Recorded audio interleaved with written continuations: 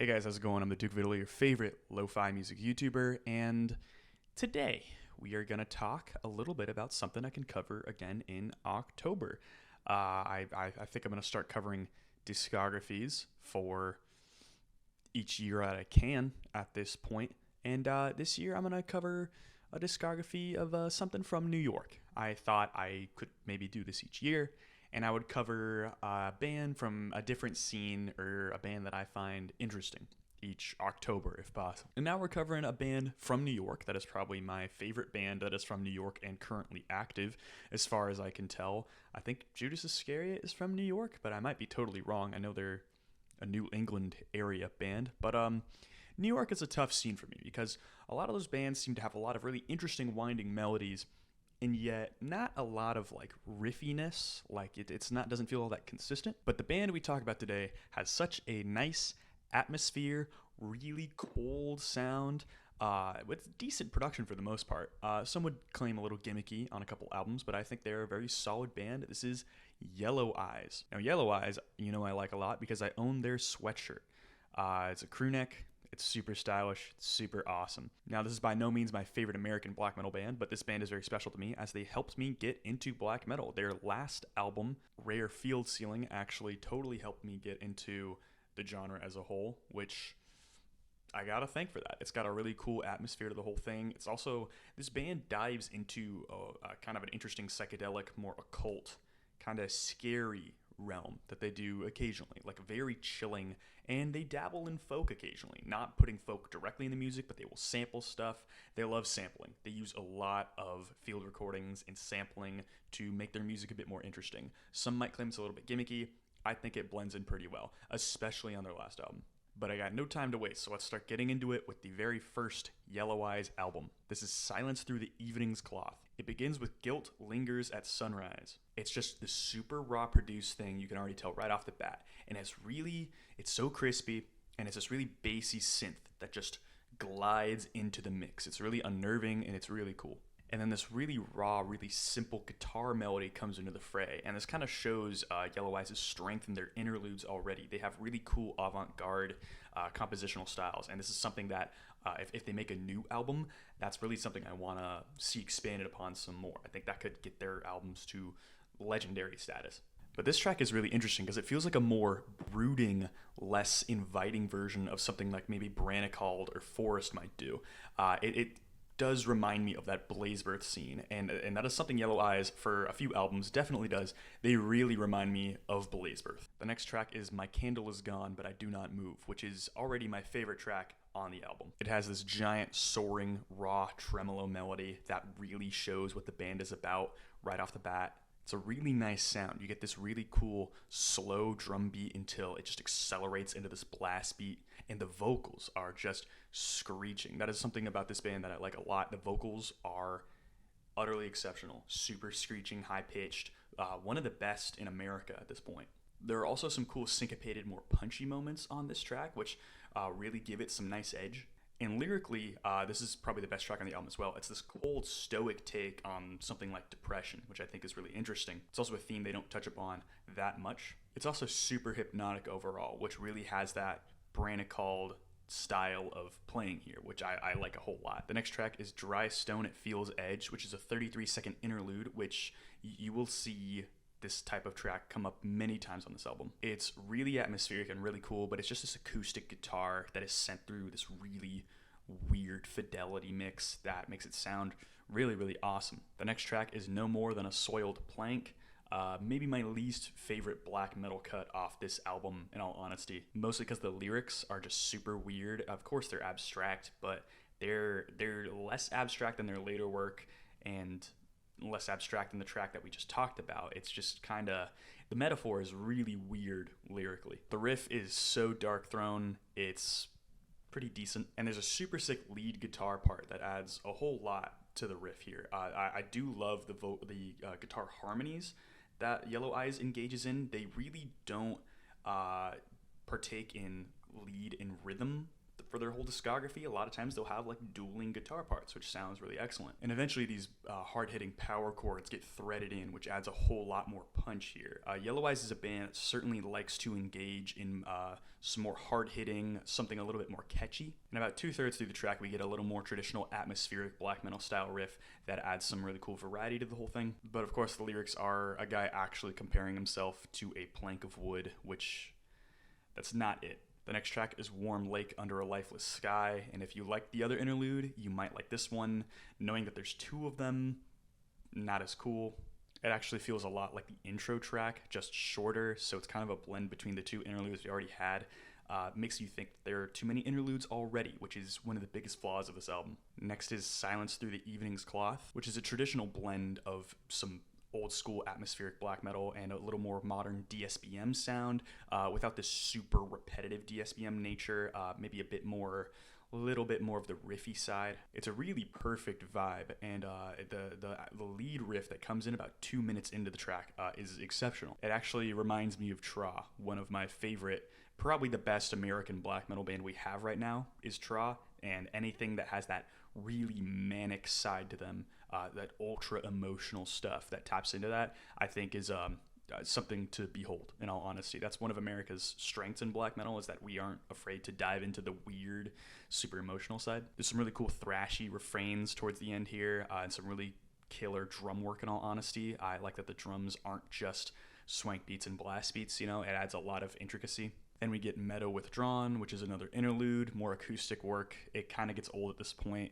You really don't need this many interludes, which goes into the 7-minute long Rotted Wheat. I do love the pastoral imaging of this album and the whole discography, really. It really engages in a lot of folky elements, and I like how a lot of these tracks aren't specifically depressing, but they have a weird manic edge to them. It's really poetic how the elements of nature are really personified, or I guess musically represented, I guess. It's probably the best sounding track. It's got a really cool riff that goes into this really awesome 2-chord call and response portion. The whole thing sounds like a storm. You get some really cool long-winded atmospheric black metal parts of this track as well. Overall, it's their most atmospheric black metal track. It sounds super sick. I really have no complaints about it. And then we get the ultra atmospheric sort of outro track, Cathedral, which is just a searing wall of tremolo. It kind of reminds me of Murmure, the ambient style black metal band that only had one album, which I love that band. I think it's a super cool outro. I think this album would benefit from 2 less interludes, and then it would be a lot more consistent, but it's already 30 something minutes already. It's not long enough to really justify these interludes, but at the same time, they sound decent, I guess. It's got a really cool ambient quality to this whole album. Makes me want to stare at a wall. The Blazebirth influence is palpable and respectable. I mean, I love those bands. I think they have some of the coolest sounds in black metal. And there are a ton of interesting ideas here, but there are overall too many interludes, and a couple of these black metal tracks aren't as good as they could be. I think overall this thing gets a Weezer. There is one real banger to this thing, and it's the first black metal track, and the other tracks are fine.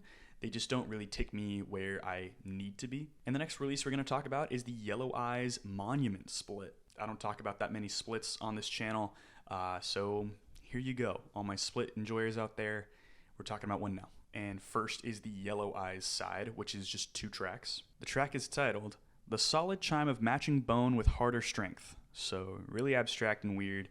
That's kind of the vibe you get on this thing here. They kind of try to expand on that a little bit. It's got a cool feedback-filled intro before some really icy atmospheric black metal riffage.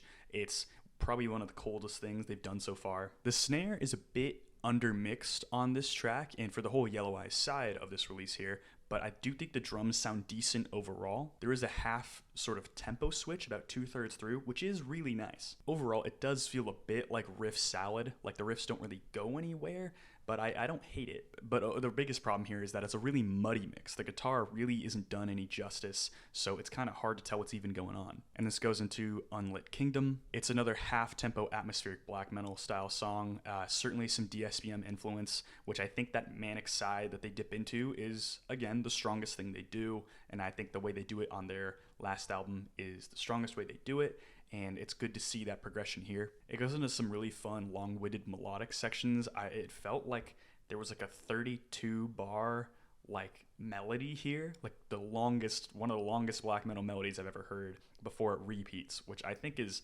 pretty interesting. Of course, I could be wrong. I might have just miscounted it, but that it sounds super long. It's got some really insane progression to this track and some nice doom-laden riffs too. This is definitely the better of the two tracks. The production is still a struggle, but at this point you take what you can get. And next you get the Monument side, which is just two sort of 9-minute long tracks. The sound is more rawly recorded than the Yellow Eyes side. It is really relishing its really raw, just decrepit state, which is something that appeals to me personally. There's a real ambient edge to this side of this release here. I think the production is excellent. It feels like drone metal at points, but it does have some pretty serious variety to the whole thing. Interesting progressions through both of these tracks. It's certainly Lurker of Chalice pilled, which is dope. Lurker of Chalice is one of my favorite black metal bands ever, so if you pull from them, you're doing things right. I think this release is good overall, but it is not great. The Yellow Eyes side is just okay, and I think the Monument side is much more worth listening to. I wanted to cover that side a little less because we're not talking about Monument today, we're talking about Yellow Eyes, but I just gotta cover my bases. And this goes into Hammer of Night, their second full length, which is just a 35-minute long album. That is a thing with these Yellow Eyes albums, is they will slowly increase in time until their latest album, which is 40-something minutes, like closer to 50. But that's not what we're talking about yet. First, we got the track Light Has Fallen, which has an updated, more fitting production, which kicks off the album much better than the debut. Except the intro track of the debut is really cool. But this is really cool because it sounds super icy. The production is much more fitting to their riffing style. And it opens with field recordings, which is something that the band will do for a lot more of their discography. And I think it's a part that is very much welcome. It sounds pretty awesome. It's got some really grim and sad riffage and some really solid progression as well. All the transitions between the sections here are utterly fill-less. Like, the drums don't motivated at all, which I actually kind of like. I think it's an interesting way to compose drums, which I guess in a way you could use a drum machine to do that, but I think using a real drum kit makes it kind of cool. And it doesn't feel long at all, and it has a really seamless transition into the next track, which is In the Stillness, which has these dismal, arpeggiating riffs. Feels almost like 10th Sublevel of Suicide. And it's got some excellent lead guitar portions. It's got perfect dissonance, and then there's a nice transition into these triplet-style blast beats, which sound awesome. And it's got tons of tension, and for the very anguished feeling that this thing carries, it's got an insane tempo. It's so fast. And this goes into Many Long Fingers Bent in Pain. And for black metal, it is really dark and atonal. Really cool edge that they're going with here. It's a pretty much 1-to-1 ratio between more low-pitched and high-pitched riff, which I think is really cool. The contrast is really palpable. It's a really simple contrast, but it's one that it never gets old, really. There's some really frantic and intense drumming, which I think gives this track the emotional edge that it needs. This is a very emotional sounding black metal track, one of the most in their discography, and I think it's one of the better ones so far. And this goes into Ice Knell, which is one of the best on the album, which I love how utterly grim it sounds. It has some nice extended riffing with the end point being like over exaggerated. It revels in its repetition. It's hypnotic and so dismal. That is something about this album that I like a lot, is how dismal a lot of these tracks sound. It's not as cold as the previous Yellow Eyes album or even the previous tracks, but I think the darkness is what makes it truly appealing here. I think the new angle of Yellow Eyes going into this dark, manic, depressive, sort of emotional. I think the more manic, depressive side of Yellow Eyes is what really makes them interesting, and diving more into that makes them more unique in the sphere of black metal. Apologies for the little cut there. I actually, the sun came out, so this is actually a day later. So now we have no sun. So where were we? So immediately this track starts off pretty cool with the only acoustic section on the entire album before you get this intensely burning set of riffs. And then you get the most pagan-y sort of melodic section on the whole album. It sounds just fantastic. You get these really gloomy arpeggios with this nice acoustic guitar while the vocals still screech over the top. It's still got that intense, manic, depressive sort of emotion that I've been hearkening to earlier. Of course, they will expand on this later, but here it's really touching upon it. This goes into Cabin Filled with Smoke and Flies, probably my second favorite track on the album. So you got a super dissonant set of riffs with the dueling guitar setup here. That is another element of Yellow Eyes that I love, is the dueling guitar style. It's not a rhythm and lead. They very much switch between the two. As someone who's mixed a band that has been inspired by Yellow Eyes, it's awful to mix live. It's super difficult, especially if you can't see. But I mean, clearly it has a lot of stuff going on here. Like, this sounds great because they both have these 2-chord riffs that both clash so hard against each other in a way that is like really gratifying. Actually, it's actually super exciting. And this goes into this driving, intense set of snare cracks and tom fills. It feels Swans-esque the way it is so triumphant sounding, almost like something from The Glowing Man. And it's got this absurd shift into this really hazy set of arpeggios. It's one of the craziest switch-ups in the entire band's catalog. Unfortunately, I think the ball is dropped kind of towards the end here. There's sort of like a tacked-on feeling ending, but other than that, I think you got a really strong track, and a pretty strong album too. So it's a creative album for sure. I almost love it. I really like the lead guitar on every one of these tracks. It's always very gratifying. I don't think there is as defined an atmosphere, but I still think the atmosphere that is here is something that they explore more later, and touching upon it right now is pretty interesting. So I give this one an iFunny.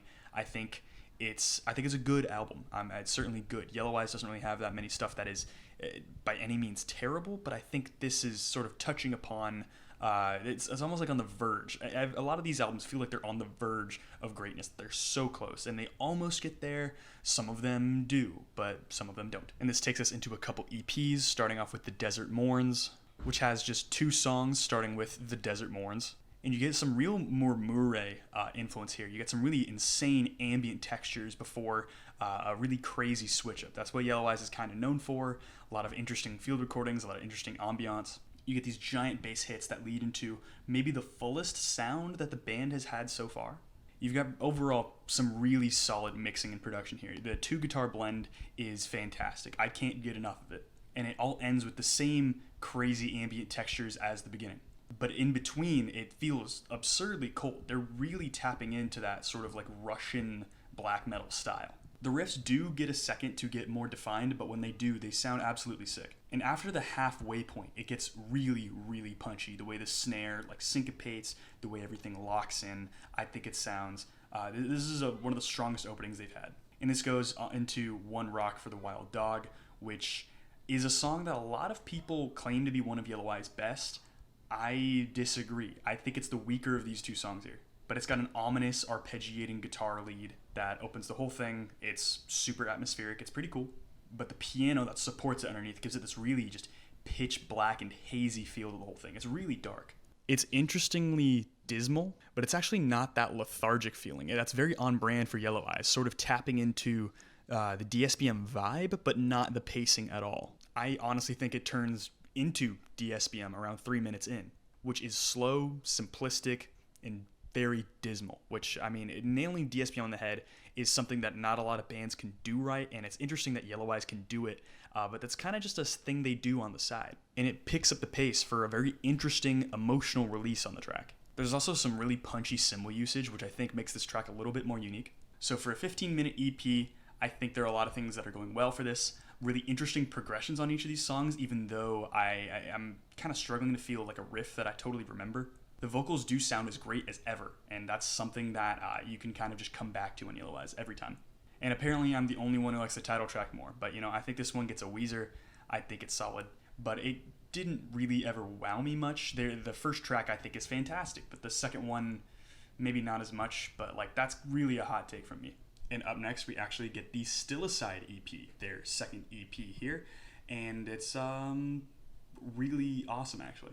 Which also begins with the track Still Aside. It starts with this almost like deconstructed folk vibe. You've got like these really abstract instrumental portions that sound really interesting, like pretty heavy on the reverb, really pastoral feeling, which the Yellow Eyes vibe is like super unique. And if you can't say anything about the band, you can certainly say that.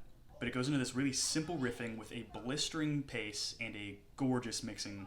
But this goes into a gorgeous sound with really simple riffing. It works super well. It's got these really doomy riffs with these extra melodic portions sort of sprinkled without which I think is really interesting. I think black metal having doom metal portions is always strong. And, just to say, same with death metal. Of all like the crazed cold tracks that we've gotten so far, none taps into that more than here. This feels like a real turning point for the band because they really have their defined aesthetic. They had a defined aesthetic before, for sure. The pastoral sort of dark vibe.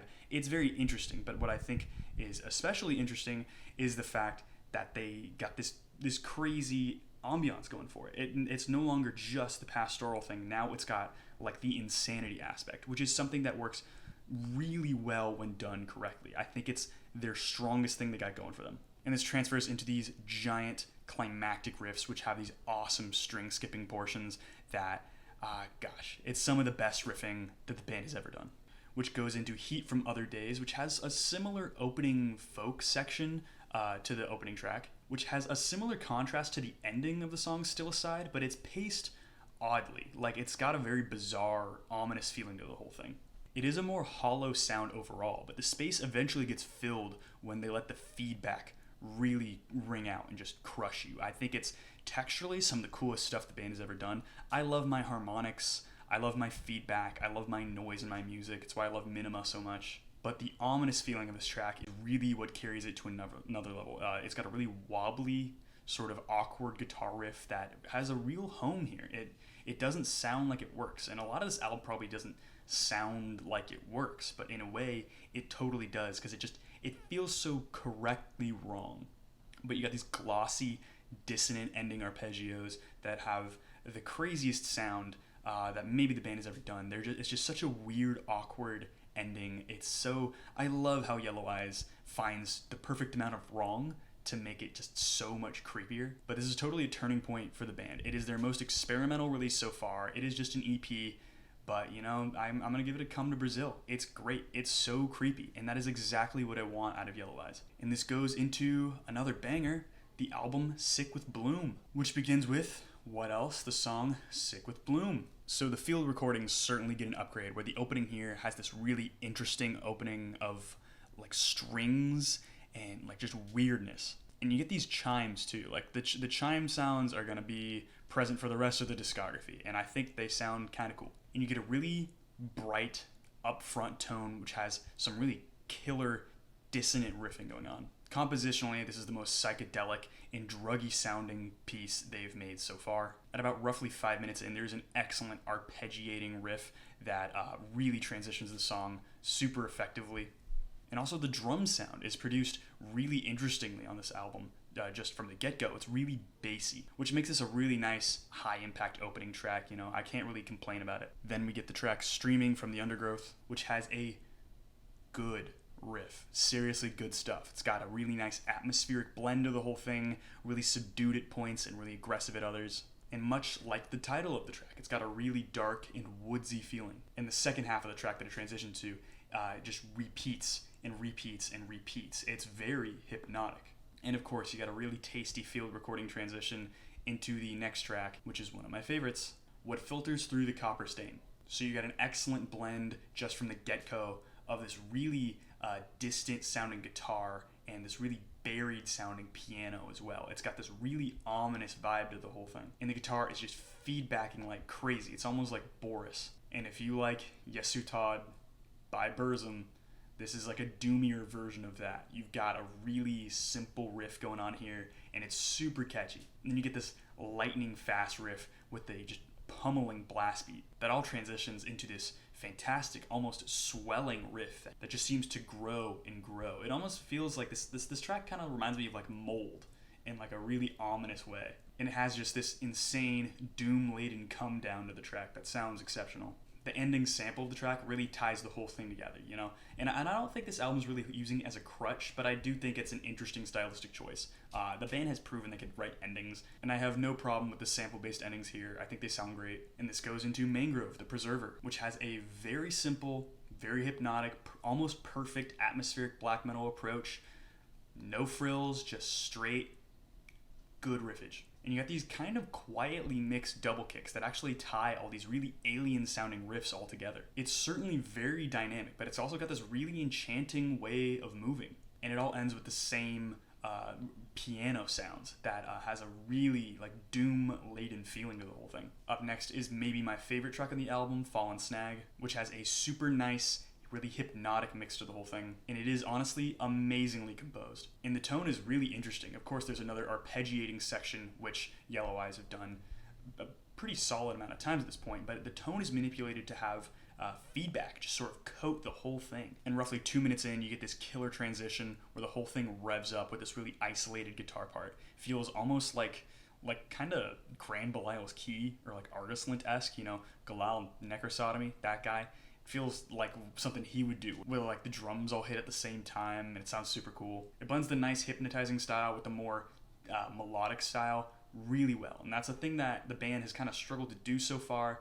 It's struggled to have the atmosphere with the riffs, but now it kind of does. And this goes into Ice in the Spring. It's a little over 8.5 minutes long. It is the second longest song in the entire discography. These dueling guitars come together and go almost completely unaccompanied for like a whole minute, and then you get this killer main riff that drives through the whole rest of the track. But it's the density underneath the whole thing is that what brings the dynamics and the really interesting contrast here. It's got tons of momentum. It doesn't feel 8.5 minutes long, but you're totally locked in and hypnotized the whole time until it melts into this acoustic section, almost like symbolically reaching spring.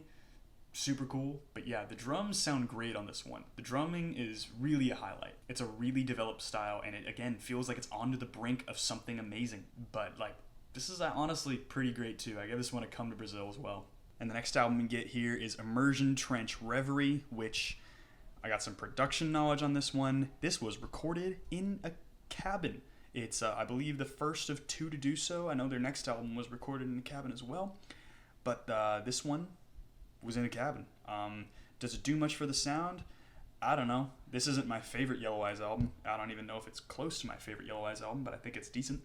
I can certainly tell you it's one of my favorite sets of titles, as it starts off with Old Alpine Pang. It's got some good old folky field recordings. It's seriously dope. And you got these really lurching, almost jagged sounding riffs. It's got like a sick feeling to the whole thing, like nauseating. And all over this whole thing, you just got these pounding double kicks. Really nice stuff. Now, I couldn't tell you what this song actually really means, as the lyrics are pretty like abstract, but it's like this twisted just hymn of wounds. Like, it's constantly like sickening or sharp feeling. It's intentionally a more abrasive track, but in all honesty, it does have a bit of a density problem. It sounds a bit hollow, and this leads to it being a bit unengaging. Fortunately, this doesn't affect the entire album as much as it affects this track, but it is a bit of a problem. And this goes into the track Blue as Blue. You get this nice glowing folk sample before you get this really sick, just grounded riff style. It feels very pastoral and very prideful. You could probably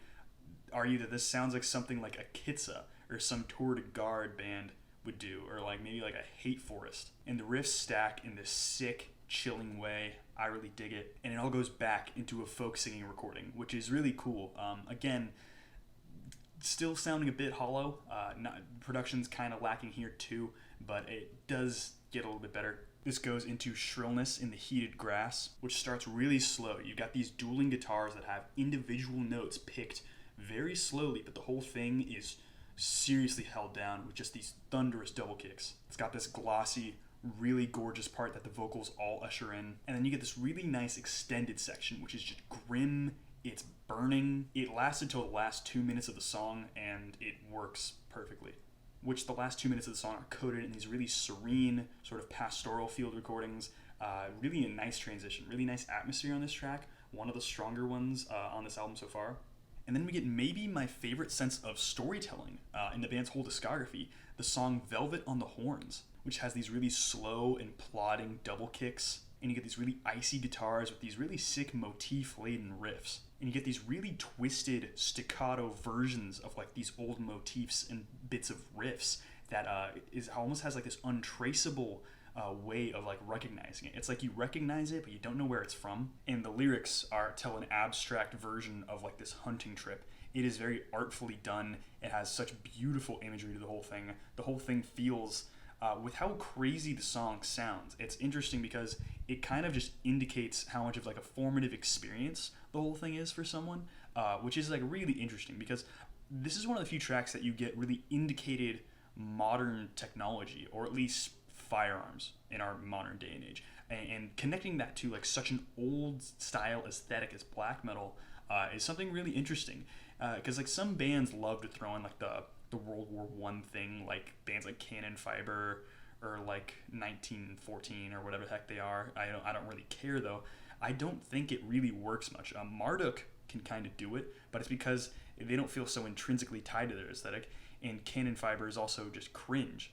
Seriously, Cannon Fiber is not a very good band, but this track is really what separates Yellow Eyes from other bands. This is one of the best songs in their whole discography. I wish it made the album something that I love, but it is such an amazing track. And this goes into the title track, Immersion Trench Reverie, for the first time in a while, not showing up as the opening cut on an album. And it is insanely written. The way the riff repeats ends on such a jagged and gross feeling that it almost feels like it's an odd time signature. And it might be. It's just so like untraceable and weird. And you've got these machine gun fire snare like just rips as it just cracks and cracks and cracks until eventually it turns into an entirely new song. It's certainly one of their coldest songs, but as you can tell, I haven't talked about the riffs very much because it's not as appealing an element as the atmosphere and the drumming here. It's maybe one of their weakest riff songs on the album, maybe in the past several years before this point.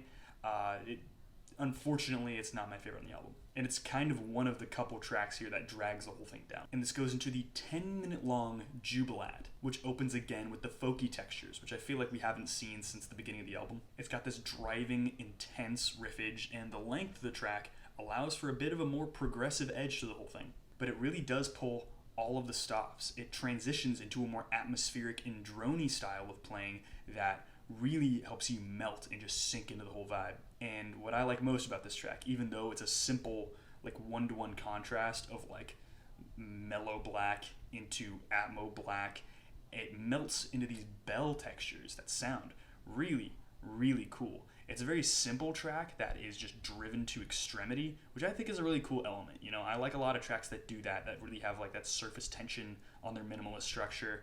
I mean, the new Sprain album came out a few months ago, but I love it. And I also love this track. I wish I loved the whole album, but other than those two tracks that I really like, Velvet on the Horns and Jubilat, it doesn't do enough to differentiate itself from the other albums of the discography. And finally, the final album in the Yellow Eyes discography so far, because they're probably going to drop again soon. Encyclopedia Metallum does say that they have another single, but there's no record of it that I can see. But this is 2019's Rare Field Ceiling. This is a profoundly important black metal record for me in particular, as I think, one, it's Yellow Eyes' best record, spoiler, and two, it helped me get into black metal. I wouldn't be into black metal today probably without this record. This is probably one of the first like 20 black metal albums that I've ever heard, and I think it's very solid for nothing more than its experimentation and its interesting vibe, interesting atmosphere. And it begins with the track Warmth, Trance, Reversal. And that's a cool thing about all these titles. It's like, what do they even mean? And all of these songs are super cryptic, super weird. This first track, all I can really tell is a story about people out on ice, either like ice fishing or like sledding or doing something, but it feels really creepy and doom-laden and intense even. It's got a chilling opening and some really simple icy riffs just to kick it off, you know, kind of standard Yellow Eyes, but also done about as well as they could. You get this really Tra-esque portion of this like scaling up set of tremolo riffs, which is really interesting. You know, compositionally, it's really easy to latch onto what they're doing, but at the same time, its effect is awesome. It certainly turns more aggressive and driving as it goes along. And after all is said and done, you get the original riff from the very beginning of the track that returns, which is such a hard-hitting part. It sounds awesome. It's really gratifying. And then it all transitions into samples of a choir, which is something about this album, I should say. You get samples from these Russian folk singers that sang like this really sad music for the band. They recorded it and sampled it, and it sounds so like authentic and weird. It's something that sounds just so cool. This goes into the track No Dust, which, I mean, I love these song titles here. They're all so, like, unnerving. Which, I mean, the album cover, the song titles, the look of a band even, these are all aesthetic visual elements that kind of contribute to the track as a whole. and the vibe that something gives off. I mean, it's kind of weird, as music is a auditory experience. When all is said and done, it is affected by these visual components, and it starts with these super dissonant opening arpeggios, which just goes to prove that this album is the darkest in the catalog. And the riffs that follow are equally as interesting, except they usher in a more melodic portion of the track. They're a lot more interesting in the melodic sense. They're far less dissonant, then they really carry the song to a new area. And the ending riff is just mesmerizing. And what I like that's really cool, and I don't know if it was done before or after, but you get this folk sample which has the same melody as one of the riffs in the song. They probably took it from the folk sample, but I think it's a really cool motif, and it's a really amazing way of using a sample. I mean, it's not that hard to think of, but it smashes it out of the park. I think it's an exceptional way to use a sample in a way that makes a lot of sense. And this goes into Light Delusion Curtain, which has one of the hookiest and catchiest riffs on the whole discography. It sounds sick. And you've got this really heavy floor tom, which he hits right in the middle, which really defines the track with these really singular hits. It's a very unique element to the whole thing. It's super hypnotic and dark, and it makes it really tense and eerie. I love the atmosphere of this track. It's a more simple one, and it's very much just stacked and layered riffs, but it's one of my favorite tracks on this album, which we get Lurker of Chalice Pilled here, bros. You get this 2-note riff that is just, it is something. And it is ice cold here. It sounds spectacular, and it's got a couple elements that we've seen before. You've got the singular tom hits, but they're a little less emphasized, so it's a bit more progressive in that way. And you've got melodies that feel a bit more pagan and a bit more folky. I think that they sound exceptional. And the pummeling double kicks here make it really hypnotic. It's awesome. It's almost like numbing in a really weird way. It makes it so cool. This goes into the title and penultimate track of the album, Rare Field Ceiling. Now, I mentioned a lot of Yellow Eyes tracks feeling alien, but this track feels truly supernatural and weird. And the melodies here and the way the guitar tone works makes it feel very bright, even almost like glowing and vibrant in certain instances, but it's by no means comforting. And melodically speaking here, it is some of their best stuff. It doesn't feel like riff salad, but the amount of directions it goes in is pretty crazy. It turns super angular, and the blast beat that comes in just melts everything.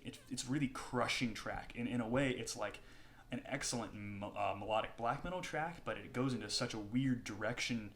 It's got its own Yellow Eyes spin on like more traditional mellow black. And this goes into maybe the weirdest track in the whole discography, and one of my favorites, Maritime Flare, because it is based entirely on this Russian folk singing that a dude is just howling over the top of. And the vibe is completely horrid, dark, and unforgiving, as the two guitars have this dueling sort of folk sound to them. Really slow and lethargic, kind of like some stuff they did on the last album, but the screaming over the top is super weird and avant-garde. I love every second of it. This is like the most bass song in the catalog. It's a really simple song. I mean, it's also one of the shortest on the whole album, but the way it's got a real Murmure feel to it, where the way it's like just so oddly composed, but I think honestly, it could be indicative of like some future material, and I really hope it is, because it's really cool. So part of why I like this album so much are that there are subtle production and compositional changes that really just beef up the album to a little extra degree. If you count like Wolves in the Throne Room, that other New York black metal band, I guess like maybe like Panopticon, into this sort of new black metal aesthetic that's kind of like a little bit more on the melodic side, and kind of trying to distance themselves from like second wave black metal, except they're so influenced by European second wave black metal. If you consider that whole scene, where a lot of it is really cringe, admittedly, and I know this, I'm going into Yellow Eyes discography fully acknowledging that the New York scene is not very good, and that a lot of the American scene struggles a lot. There are a lot of fantastic American bands. Tra is one of the best black metal bands of all time, in my honest opinion. They've got a fantastic catalog.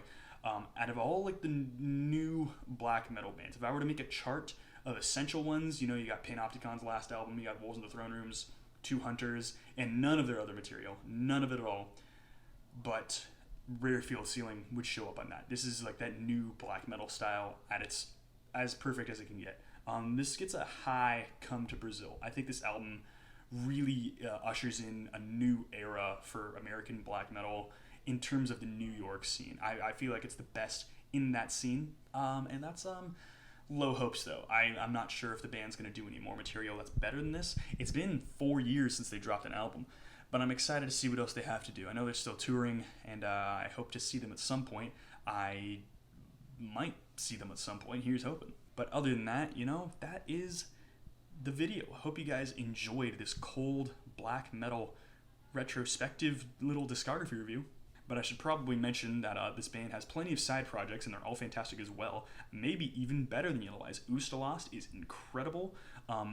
Sunrise Patriot Motion, which is like a super weird name, isn't necessarily black metal. It's like blackened goth rock. If you like the new Zorn album from this year, it's not quite death rock like that one is, but like it's got such an interesting vibe to the whole thing. I think it's honestly an incredible record.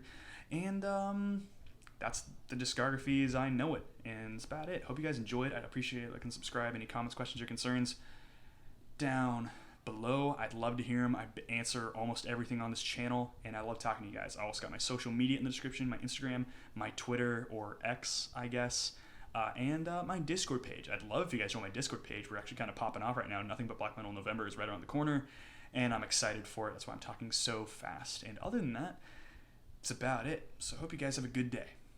Bye.